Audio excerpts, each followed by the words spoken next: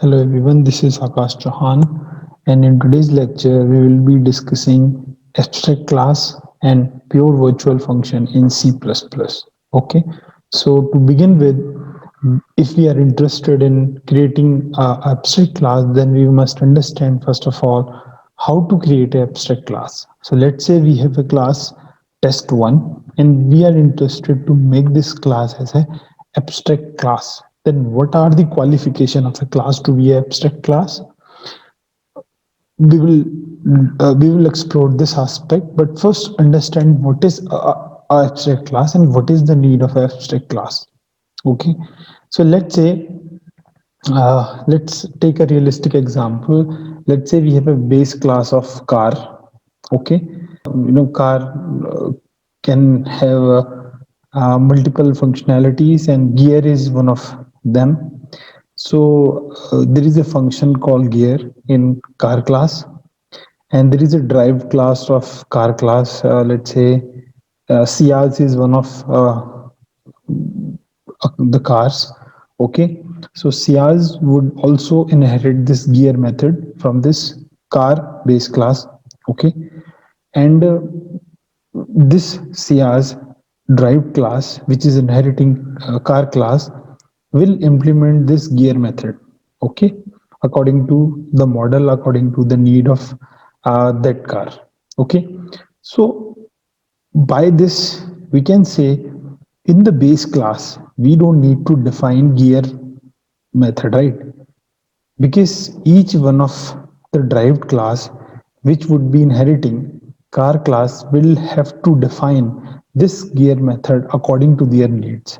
So we don't need to give the default definition in the base class. So in such a case, we can only declare such functions in the base class. We don't need to define them. What I want to say, if gear is there is no use of gear to define in base class, then we can simply declare it. Okay, so if any of such class which is using at least one such declared method, okay, there is no definition involved, then such method usually called abstract methods. Okay, and if any of such class contains at least one such method, then that class is also called abstract class. But here in C++, there is a one more restriction over this abstract method. If a class contains at least one abstract method or only a declared method, not defined method, and if it is also a pure virtual function, we will look at the context what I'm trying to say, but you must understand what I'm briefing you about, that if a class contains at least one declared method not defined, and also this method is a purely virtual function, then that particular class is called abstract class. So how the syntax of a purely virtual method would be like this. So any function which is having virtual keyword is called virtual function. But we said any any class which is having at least one purely virtual function. There is a difference between virtual function and purely virtual function. So purely virtual function is when you have a function which has only declaration.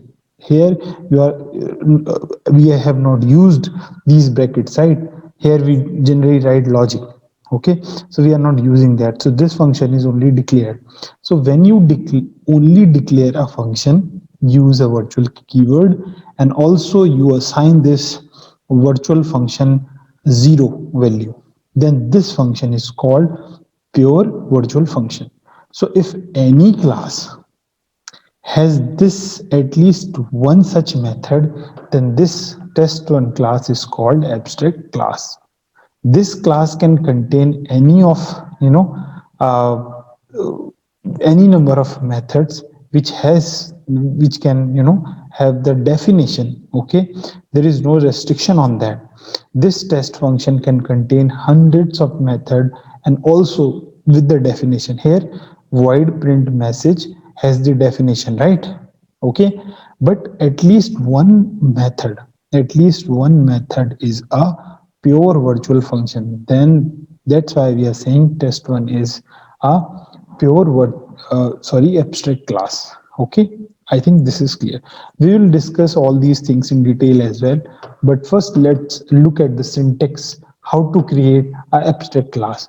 And we have also done with the understanding of what is the need of creating abstract class. Okay, when you are not sure or when you don't know the definition of a function, okay, then you better declare it. So far, this thing from integer to this is called the declaration. If I add virtual, then this is called virtual function. Okay, if I assign it to 0, then this is called pure virtual function. We will look at the differences between virtual and pure virtual functions in the theory we will be discussing after this example. Okay, so as this is an abstract class, this means whatever drive class, let's say test2 is driving test1 class or inheriting, then this class must be implementing this function, as there is no such definition. Otherwise, what is the point of having this function declared over here?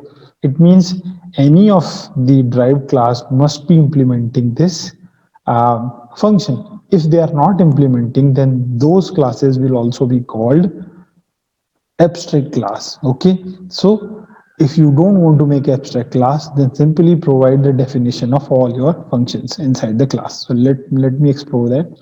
So here in test2 we have a function called increment, which is expecting x as integer and returning integer.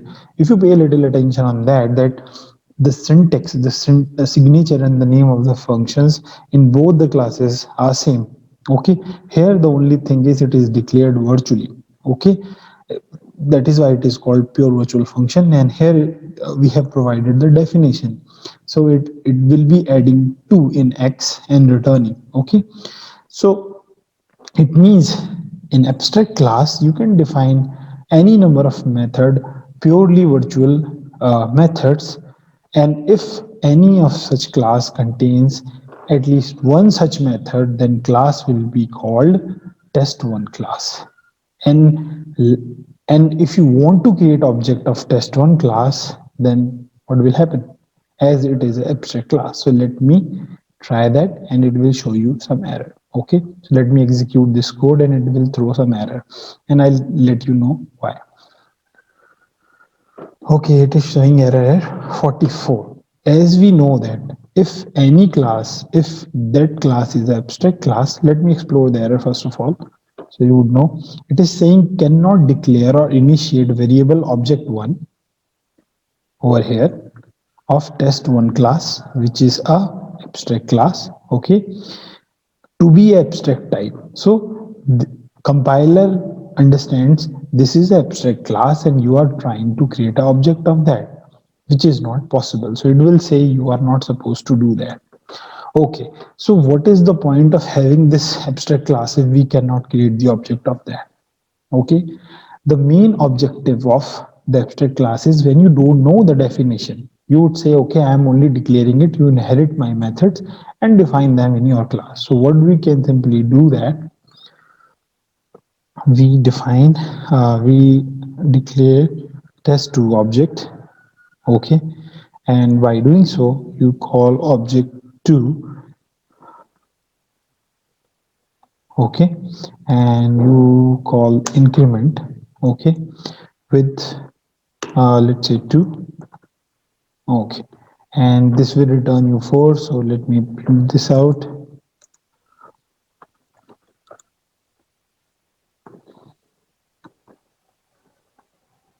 Okay, so this would return you 4 without any error. Because why? Because we are simply calling the overridden method. Okay, even though this method is declared in the test1 class, this method will be executed as we have created the object of test2 class. Okay, let me execute that and there would be no error. There would be result 4. So the child int function is called and return 4. Okay, so this function is being called. Okay, this is clear. then what will happen with all those methods defined in the test1 class? For methods which has only the declaration, this thing we are clear that we will create the object of test2 class or the derived class, and we will access the definition. So we are done with this declaration part, or how to handle these the pure virtual function. Okay, but what if this method contains other methods which have the definition? Let's say it may contain 10 such methods having the definition. Then what is the point of creating those methods in the abstract class if we are not able to create the object of test1 class? Okay, so there is a way. As we know, we cannot create the object or initiate the object of test1 class, but we can use the reference of test1 class, and in that reference we can store test2 class data. Okay, let me do that first. Let me erase it. So what I'm trying to say, I will create the reference of uh, pointer, and in that pointer we will store test2 object. I think this is clear. So what we are trying to say, we cannot do that. We can't do that. Why? Because we cannot initiate the uh, abstract class, but definitely we can create the pointer. Pointer means the the reference which would be having the address of test1 class. We can create that, because later on what we this p is pointing to the test2, right? Because the content inside the p is not test1. Okay, if I simply write test1 over here, this will again throw an error. It will say, okay, you cannot create the object of test1 class. But here it is not test1, it is test2 class, which is allowed. Okay, because p1 is the pointer of test1, which can refer to test2 and its data. Okay, the public or protected data. This is fine. So what I'll do, I'll simply call this method, okay, by using pointer 1, because p p is the test1 type, and here if I call this function, this will be called because it is only declared in the base class. So let me call that cout p, and how to use pointer with this arrow. Okay, and then use the increment method. Okay, which is, there is the spelling mistake. Okay, copy paste to and line. Okay, so if I execute it, this function will be executed. There is no magic about this. Okay, so let me see the output. So it is fine. It is saying child in function, and it is printing 4. So this is clear. So we have created pointer of test1, and the data inside this is content, or content of inside p1 is of test2 class. Okay, so if I do that, p, so for rest of the methods, as it is of test1 type, it is not actually the object, it is the reference of test1. So if I call this method, let's say from p, then it should return you the result, right? Okay, I think nothing, it's a void, so we are not supposed to see out it. Okay.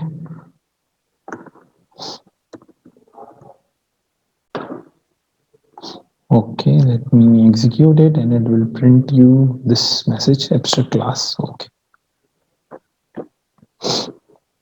Okay, this is printing, this is abstract class, and it contains at least one pure virtual function. Okay, this is fine.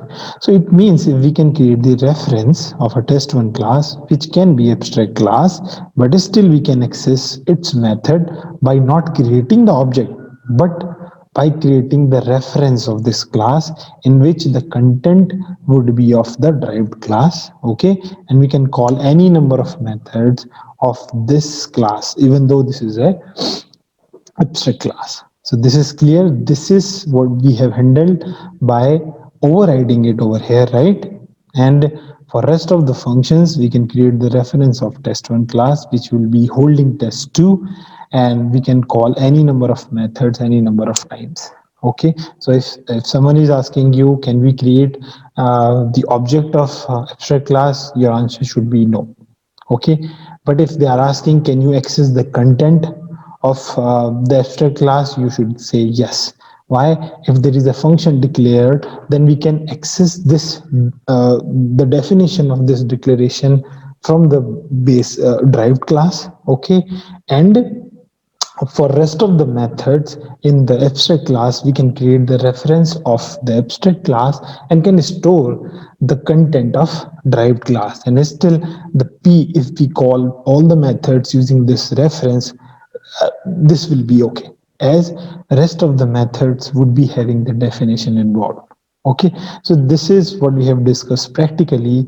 Let me discuss things little theoretically, so it would help you to write in your exams. Okay, so as I as I usually discuss a lot, so it is difficult for me to write everything, but I have tried my best. So let me open. First, we will look at what is abstract class, and then what is the difference between virtual and the pure virtual function, which is here. This is a pure virtual function. So let me open that. So abstract class, any class is called abstract class if it contains at least one pure virtual function. Okay, we will explore what is and how to create pure virtual function. But let's understand or what we have discussed earlier about the need of abstract class. So sometimes we don't know the implementation of some functions, so we declare them in the base class or leave them in the base class without defining them. Okay, so only declaration would be there, no implementation would be there in the base class. For example, as I've discussed, car having gear as a function only declared. So this is the declaration, and we are defining. So by these brackets, okay, uh, open and close parenthesis, we are defining over here. It is the implementation, and Ciaz is the type of a car, okay, which is implementing car class, right, which is implementing gear method over here. So only declaration is allowed, but still this is not abstract class until unless this is a pure virtual function. And how to create pure virtual function? By adding virtual over here and assigning 0 over here. Okay, if it is a void, you add void over here, first virtual void gear, and then equal to 0. Or this is how you create pure virtual function. Okay, let me see. We have something. Okay, let's say if a class contains 10 methods, all are defined except one method, which is purely virtual function without its definition, then this is called abstract class. Okay, we have already discussed if a derived class, if the derived class would not provide its definition in the derived class, then also the child class will be declared as abstract class. Okay, you are not supposed to, if you don't provide the definition of the base class abstract method, then the derived class would also be, you are not supposed to, and you would not be able to create the object of child class as well, until unless you provide the base class abstract method definition in that. This is what I have discussed earlier as well. If you try to create object of abstract class, then the compiler will throw an error. Or what kind of error? Cannot initiate or declare this type of abstract type. Okay, this is about what is abstract class in C++. Let's discuss what is a virtual function. So, as I mentioned, this is not a virtual function, just not a virtual function. This is a pure virtual function. So there would be some differences between pure virtual function and virtual function. So a virtual function is a member function. This is also a virtual function. Okay, this is a member function, means this is declared within the class. You are not supposed to declare it outside the class, or like a global or a static function. So it is a member function or the class function which is declared within the base class and redefined by the derived class. Okay, so virtual functions are usually derived in the child class. And why? Because with the reference of t1, we are interested to access the definition of the child class methods. Okay, so that is why we use virtual function. You can call a derived class function from a base class reference, okay, if that function is defined in the base class as a virtual class. So if this function is defined here as a virtual function, then still the pointer of test1 class would be, accessing this function, as this would be overriding the virtual function. Okay, this would resolve that issue. Okay, let's focus on pure virtual function. How to create pure virtual function? It is a virtual function. It is a type of virtual function for which we don't have the implementation. So the only difference between virtual and the pure virtual function is pure virtual function is assigned with zero and only declared, not defined. So there is no implementation of a pure virtual function in base class. That is what we have said. Pure virtual function is declared by assigning zero in the declaration. Okay, here we have to assign zero, okay, and have to add virtual as a keyword. So only declaration, no implementation would be there, right? There are some other 2 points we should remember, or it would be better if you can you write during your theory exam if this question will be there. So both are the concepts of runtime polymorphism. As we have discussed earlier, there is a polymorphism of overriding, overloading, operator overloading, but both of these concepts are runtime polymorphism. Okay, uh, runtime polymorphism means this would be decided at runtime that which function definition will be used. Okay, for virtual key, if you have declared any function is a virtual, then usually that function is ignored and the overridden definition will be used for the reference. Okay, those functions cannot be global or static, as they are, as I mentioned earlier, these are member functions. So you are not supposed to declare or define them outside the class. So guys, this is about abstract class and pure virtual function, how pure virtual function and the virtual function are different from each other, and how to create an abstract class. Okay, so if you have any doubt, you can comment down below, and for your feedback, you're most welcome. And thank you so much guys for today's lecture.